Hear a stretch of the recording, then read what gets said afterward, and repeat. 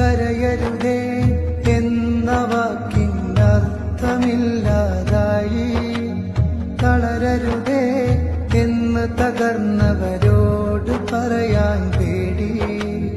കരയരുതേ എന്ന വാക്കിനർത്ഥമില്ലാതായി, തളരരുതേ എന്ന് തകർന്നവരോട് പറയാൻ പേടി.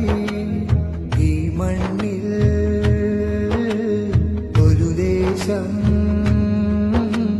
വെണ്ണീറാവും നേരം ഈ മൗനം ക്രൂരതയാകും. ആ പിഞ്ചുമക്കളെ കൊന്നോർക്കൊപ്പം നമ്മളുമാവും.